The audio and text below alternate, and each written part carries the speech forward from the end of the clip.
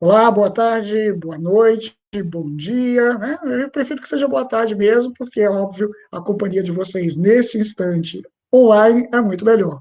Eu sou o professor Aldo, esta é mais uma aula geográfica, mais um encontro da geografia, proposto aí pelas nossas atividades, né, corriqueiras, sempre às sextas-feiras, no oferecimento das oficinas de humanidades, oficina 1, ou oficina primeira etapa, da maneira como você entender adequado. Então, nós temos alternado aí ao longo dos dias ou ao longo das semanas encontros, né, envolvendo as áreas de conhecimento presentes na humanidades. Então, ora geografia, ora sociologia, filosofia. Esperamos de verdade que você esteja acompanhando com esta ausência de data para a ocorrência do PAS. Temos uma certa vantagem, o que significa ter mais tempo de preparação.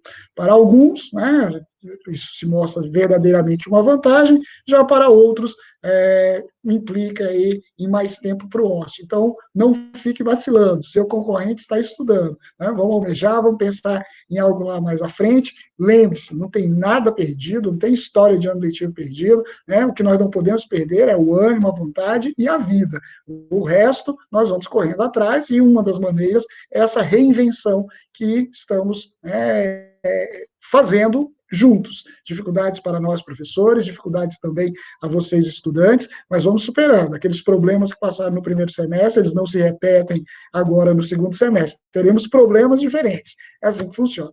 Bom, você que está aí e que geralmente fica quietinho, escondidinho, caso tenha uma dúvida, caso tenha interesse, né, de fazer um comentário, precise, na verdade, fazer aí apresentar uma sugestão, pode fazê-lo pelo chat. O professor Saulo nos acompanha na sala, vai fazer aí o meio do caminho, faz os comentários, tá? Vamos tentar seguir a mesma linha de trabalho, só para entender. A geografia da primeira série, do primeiro ano do ensino médio, geralmente apresenta, né, os temas da chamada geografia geral.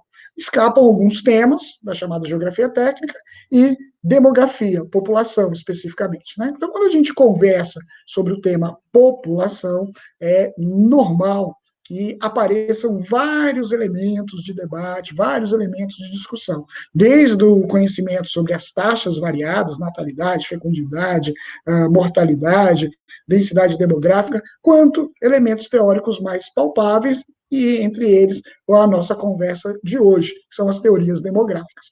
Nós voltamos a esse tema população, lembrando que no último encontro que tivemos, conversávamos sobre questões da agricultura, da agropecuária.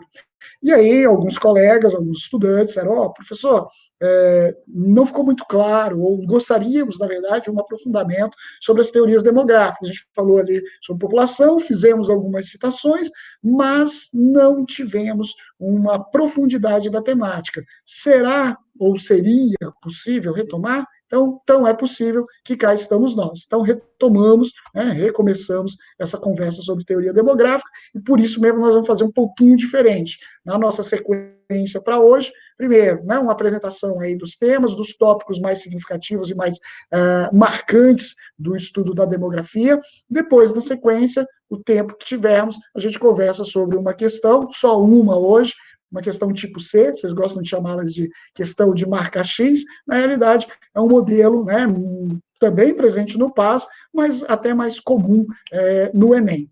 Vamos lá, vamos esperar chegar, e aí eu falo um pouquinho mais sobre isso. Então, já está aí apresentado e projetado para você a caricatura, né, o slide, na verdade, de abertura. Já estamos acostumados com esse modelo, com essa caricatura. Sigamos, então, avançando para falar sobre população, algo que a gente já tratou. População, demografia, né, é uma temática extremamente importante, muito relevante às referências e às análises, né, que levam em conta deslocamentos da população pelo mundo, inchaço populacional, uso de recursos naturais. Então, de novo, né, como eu disse agora, nós já chegamos a essa interpretação, nós já levantamos esses temas há uns 30 dias atrás, mas a necessidade de retomarmos, deixar de lado a agropecuária e voltar às teorias demográficas, foi, né, seguindo aí a sugestão, o pedido dos nossos telespectadores, queridos alunos, que gostariam, na verdade, que a gente fizesse pontualmente mais citações sobre o espectro, né, das teorias demográficas. Então, preciso, né, relatar e dizer a vocês que não é, na verdade, uma discussão, um assunto de esgotamento tão simples. Muito pelo contrário, nós, né, vivemos dentro de possibilidades de análise, de construções dessas teorias, e aqui, então, demonstradas ou apresentadas a vocês, pelo menos 4 conjuntos específicos. Esses conjuntos estão diretamente também relacionados às análises que vão desde o aumento da expectativa de vida, né, das pessoas, da população do mundo ao longo da história, chegando, obviamente, a analisar o cenário que virá, né, como foi dito aí num outro encontro nosso. Certamente todos nós que estamos nesta sala podemos ter muitos tios, não necessariamente temos muitos irmãos, e alguns que assistem essa aula nesse instante possivelmente nem terão filhos. Então, já estamos, né, garantidos dentro de uma perspectiva de organização do espaço muito diferente do que acontecia há 50, 60 anos atrás. Mas muito antes do que isso, um inglês, né, economista, pastor anglicano, resolveu teorizar, resolveu escrever em cima daquilo que o incomodava. O incômodo dele era o aumento, a crescente, na verdade, de miseráveis pelas ruas de Londres, lembrando que a Inglaterra vivenciou o período da Revolução Industrial, né, a primeira condição de grande transformação do modelo produtivo, a Revolução Industrial, acreditada aos ingleses, mas, na realidade, também ocorrendo em outros espaços da Europa, em especial o território francês. Né? Vamos lembrar que a Revolução Industrial leva esse nome pela ampliação do processo produtivo, né? A utilização de uma máquina que dá velocidade aos mecanismos produtivos, a famosa máquina a vapor, dá esse impulso ao mundo mecanizado, ao mundo industrializado, que é o mundo que vivemos hoje. Depois da primeira, da segunda, da terceira, né, revoluções industriais que aconteceram, vivenciamos hoje um mundo de alta tecnologia. Lá atrás, o Malthus não tinha esse script, né, essa narrativa como conhecimento. O que ele tinha era a perspectiva de visão e o olhar de mundo que ele possuía a partir do óculos de vivência, no caso, a sua religiosidade e a sua condição de trabalho. Bom, resumindo a história do Malthus, que, aliás, ficaríamos boa parte da tarde aqui só tratando dele, né, especificamente das suas experiências, da sua vivência e da sua perspectiva de construção, o Malthus, ele faz uma narrativa no seu livro que pode, na verdade, estar apontada nesta frase aqui: só pode ter filho quem provar a sua capacidade financeira de sustentar a si próprio e os seus filhos. Polêmico. Por quê? Ele começa a colocar a culpa da miserabilidade crescente nas ruas do mundo no próprio pobre. Nós veremos que na década de 50, depois da Segunda Guerra Mundial, já concebida aí a Organização das Nações Unidas, um outro grupo de teóricos diz, é isso mesmo, a culpa da miséria do mundo é dos miseráveis, e não do sistema que impede possibilidades de acesso, que privilegia uns em detrimento dos outros. Não é essa conversa. O Malthus, né, vai direto ao ponto, tocando na ferida em favor dos favorecidos. E, obviamente, partindo de uma perspectiva, né, do terror, do pecado, e mais ainda, né, de assustar o mundo, dizendo, vai chegar um instante em que a população crescerá muito mais do que a capacidade da produção de alimentos. Hoje, temos condições de dizer, Malthus errou, Malthus viajou, Malthus estava doidão. Naquela época, né, sendo bem ingênuo na minha consideração, e fica livre para que todos aqui tenham imediatamente interpretação sobre o tema, o Malthus desconsidera que, à medida em que a população ia se tornando urbana, o número de filhos também poderia diminuir, o avanço tecnológico poderia trazer, né, sobrevida à população mundial, como de fato trouxe, né, qualidade de vida, ainda que exista nesse instante, indivíduos contrários, por exemplo, à vacinação. Lá atrás, a vacina com a água tratada, com esgotamento sanitário, com todos os elementos que formam esse ambiente de sobrevivência que nós conseguimos reconhecer no mundo do século XXI, propiciou que a expectativa de vida saltasse dos 30, 33, 40, 45, 60 anos e chegasse aí à proximidade dos 80 anos. Lembrando, todos nós que estamos nesta sala, salvo doença grave, acidente, né, esses males que podem interromper a vida antes do seu curso normal, chegaremos sadios e lúcidos aos 100 anos. Tranquilamente, né? Hoje, por um acaso, é aniversário do Pelé, né? E ele comemorando 80 anos, e há pouco eu ouvindo a reportagem, e dizia lá, o Pelé morou em Brasília em 1995, 1998. Então, eu fiz as contas rapidinho, poxa, ele tinha 55 anos de idade quando morou aqui no Distrito Federal, não é uma idade tão avançada, ainda que eu me comunique aqui com jovens, né, muito novos, para dizer, 55 anos é um velhinho. Não, ele estava ali em plena forma física, nós temos jogador japonês disputando, né, liga principal do campeonato japonês, aí exatamente com 55 anos de idade, o que obviamente, se a gente esforçar um pouquinho, a lembrar, poxa, dava para o Pelé jogar umas partidinhas, dava para o Pelé participar aí de eventos, né, com toda tranquilidade. Bom, ele comemora hoje 80 anos, tem lá suas debilitações por conta da atividade que ele realizou, mas a cabeça lúcida, né, conversando, usufruindo de todos os benefícios que o futebol trouxe à vida dele e que, logicamente, nós também, com cuidado, com zelo, com atividade mental, chegaremos. Deixa eu interromper aqui a fala sobre o Malthus, sobre o Pelé e sobre as características. Saulo pediu uma parte, fala daí, rapaz. Aldo, esse é um assunto que também permeia também o universo da sociologia, a teoria malthusiana. Malthus errou, e graças a Deus que ele errou.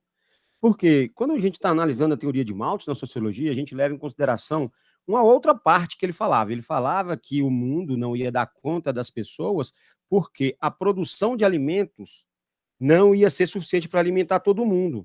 Ou seja, Malthus afirmava, hoje nós podemos dizer que Malthus ele dizia que a população crescia igual uma PG, uma progressão geométrica, e a produção de alimentos em uma PA.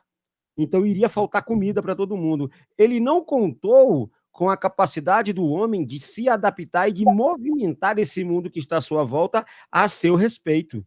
Ou seja, crescemos? Crescemos. A produção de alimentos cresceu? Cresceu. É suficiente para todo mundo? É. Aí a gente entra na sociologia com as desigualdades sociais, que vai fazer que uns tenham mais e outros tenham menos. Mas ainda bem que Malthus errou, porque tanto a população quanto a produção de alimentos cresceram da mesma proporção. Ainda bem que Malthus errou. Essa é a minha participação, meu amigo Aldo. Ok, boa, Saulo. Só lembrar que, ingenuamente, como eu disse aqui no meu comentário, né, esse erro estratégico dele naquele momento talvez atendesse aos interesses dos poderosos, como a gente escuta nos dias contemporâneos, muitos indivíduos, autoridades, inclusive, fazendo o jogo, né, de quem manda, né, do tipo, vai morrer só velhinho. Então, por que a gente está preocupado aí com o coronavírus? Os caras vão morrer mesmo, todo mundo vai morrer mesmo. Então, naquele instante, o Malthus, quando teoriza, ele também repete um discurso desse tipo, né? Vai faltar comida. Então é o seguinte, diminui aí o número de filhos, tá certo? E para isso nós temos algumas soluções, né? Entre outras questões, casamentos tardios, abstinência sexual, que aí está diretamente ligado à sua religiosidade expressa. Então, são alguns pontos que cabem e que merecem, na verdade, um olhar, uma atenção, né, uma perspectiva de que falar Malthus errou, na realidade, ele proferiu uma teoria, conhecida como a teoria malthusiana, que hoje nós compreendemos como equivocada no sentido final, né? Quando ele diz lá da PG, progressão geométrica, mas para nós geógrafos é produção de gente, e PA, progressão aritmétrica, mas para nós geógrafos é produção de alimentos. Quando ele faz essa relação aí, a produção de alimentos vai ser menor do que o número de indivíduos nascidos, ele, de alguma maneira, protege os alimentos para os mais afortunados, dizendo, só quem pode pagar é que vai comer. Né? Sabemos que hoje toda no planeta é suficiente para alimentar toda a população do mundo. Ainda assim, 30% da população mundial sofre com fome. Tem alguma coisa errada aí. E esse erro a gente sabe como se chama: lucro. bom? Mas nem vamos entrar nessa seara, porque a agricultura foi uma conversa de 15 dias atrás, e a gente está fazendo aí alguns links. De qualquer maneira, o Malthus, né, ele serviu de inspiração, foi o primeiro grande teórico demógrafo de todo o cenário, né, e serve de inspiração para, anos mais tarde, um conjunto de estudiosos dizer, o Malthus falava ali que a culpa da miséria é do miserável, e é verdade. Esses caras não têm instrução, e então o Estado tem que intervir, o Estado tem que definir aí novos roteiros, novas linhas de estratégias, novos pensamentos, e, consequentemente, vamos limitar o número de filhos por família.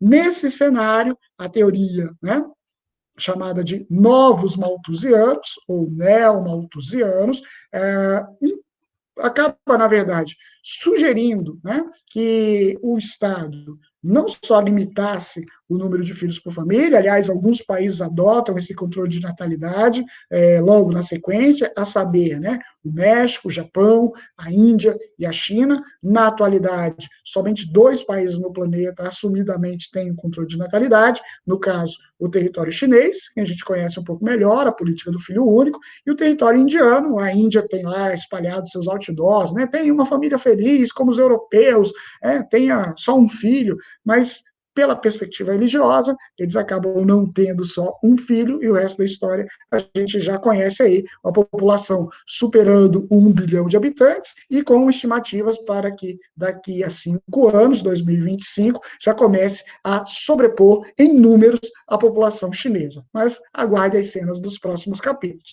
O fato é que os neomalthusianos são os responsáveis aí, né, por proferir a ideia do Estado interventor, ele definir quantos filhos terão. Então, imagine aí você que me assiste agora, faz de conta que, né, o governo brasileiro resolva adotar a teoria, né, ou a ideia neomalthusiana para a condução dos assuntos demográficos do nosso país. E aí, você, na sua casa, né, tem você mais 2 irmãos, né? Então, seu pai, sua mãe, então, e 3 filhos. Né? Considere que você seja o filho caçula. Né? Em outros tempos, adotando esse modelo, você não estaria aqui assistindo. O filho mais velho, ok, nasceu, pronto, acabou, né? Política do filho único. Né? Duro pensar dessa maneira, e talvez alguém leve na brincadeira, opa, meus irmãos não iam ter nascido, eu sou mais velho, beleza. A história não é bem essa. Né? Nós sabemos que a gente pode fazer uma piadinha aqui e acolá, mas a análise de conjuntura é um pouco mais profunda. Bom, uma outra teoria que vai surgir exatamente ao instante da teoria neomalthusiana é o contrário dela. Diz assim, opa, peraí, como é que a culpa da pobreza é exatamente dos pobres? Calma aí, não é bem assim não. Né? E é esse grupo chamado de reformistas, mas também apelidados de teoria marxista, né? Porque tratava de uma perspectiva que Marx fala com muita propriedade, a desigualdade econômica, a desigualdade social, né, a teoria, então, reformista, assim, as diferenças de apropriação de riqueza é que vai gerar níveis de pobreza diferenciados mundo afora, e aí, com a ausência de informação e esclarecimento, consequentemente, essa fome vai atingir números, né, muito expressivos, muitos problemas vão decorrer daí, cenários muito caóticos, como, aliás, a gente consegue testemunhar, visualizar, por exemplo, em países do continente africano. Os reformistas não seguem a linha dos neomalthusianos, né, dentro de uma perspectiva do Estado interventor, mas dizendo, olha, vamos levar a educação, nós vamos conseguir, na verdade, diminuir a natalidade dos menos informados a partir do instante em que eles tiverem informação, conhecimento, planejamento familiar. Diga-se de passagem, o Brasil, que nunca foi, né, adepto de ideologias com perspectivas ou, né, nuances relacionados aí a uma eliminação das desigualdades sociais, é um adepto, já na década de 60, portanto, governos militares, né, da ideia dessa teoria reformista, fazendo, então, nos postos de saúde, se você tiver curiosidade, pode visualizar, com a distribuição de métodos contraceptivos e aquelas palestras, tanto, né, no pré-natal quanto no pós-natal, né, para as mamães grávidas e as mamães, então, já que estão com o bebê no colo, assistindo ali algumas palestras palestrinhas, né, eu falando, não diminuindo a importância, mas elevando aí, na verdade, a ação. Tá bem? Bom, além desses 3 conjuntos muito falados, nós temos um cenário, né, mais recente aí dos chamados ecomalthusianos, que, de novo, né, vão criar uma ideia de que a produção de alimentos não estará disponível de maneira adequada para todo mundo, uma perspectiva de pensar, né, numa lógica de desenvolvimento sustentável, e aí esse discurso ganha muitos adeptos. Obviamente que, dentro dessa perspectiva de transição demográfica, perdão, de estar cuidando, na verdade, do meio ambiente, e cria a ideia de que, se nós não pensarmos na quantidade de pessoas que vão ocupar esse planeta, logo vai faltar espaço, vai faltar qualidade do ar, vai faltar água para todo mundo. Então, precisamos, de alguma maneira, tomar cuidado com o número de filhos por família. Não é necessariamente uma grande inovação se comparado àquilo que o próprio Malthus propôs ou que os neomalthusianos também propuseram. De toda essa conversa, né, uma teoria que se apresenta como mais acertada, como mais adequada, ela foge um pouquinho do período de discussão pós-Segunda Guerra Mundial. Na verdade, ela vai acontecer ali, né, no meio da crise de 1929, portanto, pós-Primeira Guerra Mundial, que é a teoria da transição demográfica. Segundo essa teoria da transição demográfica, pensa-se no mundo distribuído em 4 fases, né? Então, um momento em que a natalidade e a mortalidade eram muito elevadas, consequentemente, nós tínhamos, né, uma perspectiva de população com baixa expectativa de vida, mas, né, um número muito expressivo de indivíduos. Depois nós tivemos um período de crescimento expressivo da população, nessa fase aqui não crescia tanto, mas olha só, a diferença entre a natalidade e a mortalidade vai acontecer porque a natalidade vai permanecer elevada e a mortalidade vai cair expressivamente. Nessa segunda fase, hoje, temos países africanos. Fase 3, né? A natalidade cai expressivamente, a mortalidade ainda continua caindo, mas não tanto quanto já tinha ou já caiu. Resultado, nós vamos ter um crescimento relativamente baixo. E, nesse cenário, além da Índia, além dos Estados Unidos, o Brasil também está inserido. Então, vivemos uma fase 3, né, de reorganização demográfica, né, ou de estratégias de transformação do espaço. Uma fase 4, e onde possivelmente nós caminhamos, né, para chegar onde há uma certa estabilidade no crescimento, a população tem uma taxa de natalidade mais baixa, assim como a mortalidade também é mais baixa. Países europeus vivem esse cenário que leva, na verdade, a esta perspectiva, o envelhecimento da população, levando a um debate que culminou aí com a alteração do período de aposentadoria, especialmente para vocês, para nós também, aqui no território brasileiro, que é o envelhecimento da população. Beleza? Temos um tempinho, são pílulas, né? Nós vamos sempre muito raso em toda a informação. Vamos fazer aqui essa questão, né, para não tomar o tempo de vocês, que diz assim: a transição demográfica é um dos fenômenos estruturais que ameaçam os estados sociais desde a segunda metade do século passado. Embora se cuide de um fenômeno universal, recebendo o influxo das condições históricas dos diferentes países e regiões, ele se manifesta de formas não lineares e assimétricas, ou seja, não é igual essa transição demográfica em nenhuma parte do planeta, certo? Cada país vai ter a sua característica, cada lugar vai ter a sua perspectiva de organização. Muito bem. Há uma tendência de ocorrer de forma diferente nos países envolvidos, claro, né, número menor de filhos, maior nível de consumo, envelhecimento da população, né, pela qualidade dos serviços oferecidos, e aí nos países em desenvolvimento, ou no terceiro mundo, né, como a gente geralmente chama, essa lógica é um pouquinho diferente. Muito bem, então vamos lá.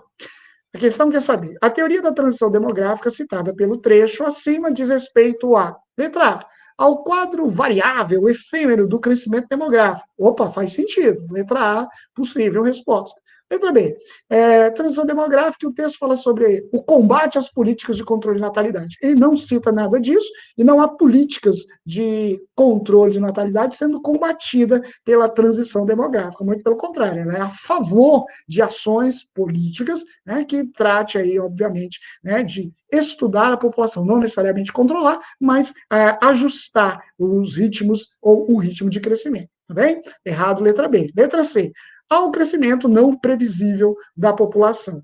Não, peraí, né? Temos condições de previsibilidade, temos condições, na verdade, de visualizar o ritmo de crescimento, por isso, há pouco eu ainda disse aqui que a Índia pode ultrapassar a população estadunidense, tá bem? Letra D, estadunidense não, chinesa, né? Porque estão falando tanto da China que eu estou fugindo do termo China aí, mas foi sem querer, não foi piadinha não, tá bom? Letra D, aos processos de expansão demográfica e ao processo de migração internacional. Longe disso, não falamos aqui de nenhum fluxo migratório. Letra E, diz respeito à correlação entre a força de trabalho disponível e a demanda necessária, também não é o elemento tratado. O único elemento que diz respeito nesse texto, ou que está relacionado, é a letra A, né? Isso porque nós temos esse marco aqui, a transição demográfica, afirma que não há um crescimento acelerado, ou uma explosão, né, igual em todo lugar, né, no que diz respeito à população. Né? Na verdade, isso é um processo, e ele vai atender a ciclos de fase 1, fase 2, fase 3, né? Claro, não necessariamente com uma relativa constância, depende de muitos fatores para que aconteça. Então, o crescimento demográfico inicial pode ser estabilizado após uma queda muito abrupta, mas também, dada a mortalidade, como também pode significar aí uma redução da mortalidade e aí a natalidade crescer demais. Então, nós temos um modelo de transição efêmero, como é a palavrinha que aparece. E aí, por isso, né, Professor Aldo. assim a gente fecha esse momento. Saulo quer fazer as considerações finais, temos 30 segundos. Tá, professor Aldo, essa questão ela me deixou bastante confuso, justamente pela palavra efêmero. Essa palavra efêmero, ela poderia ser substituída, neste caso, neste contexto apresentado, por qual palavra? Aqui, como está sugerido aí, até sublinhei, quadro transitório, ou, né, transição, beleza? Beleza, obrigado, professor Aldo. Nada. Então, encerrando aqui com os meninos do primeiro ano, já abrindo caminho para o pessoal do segundo que está por chegar. Obrigado mais uma vez, né, pela companhia. Ainda hoje, disponibilizamos o arquivo com essa gravação para que você assista quando puder, quando quiser, quando tiver, na verdade, alguma curiosidade sobre o assunto. Nos vemos daqui a 15 dias. Um bom final de semana para todo mundo. Grande abraço. Valeu!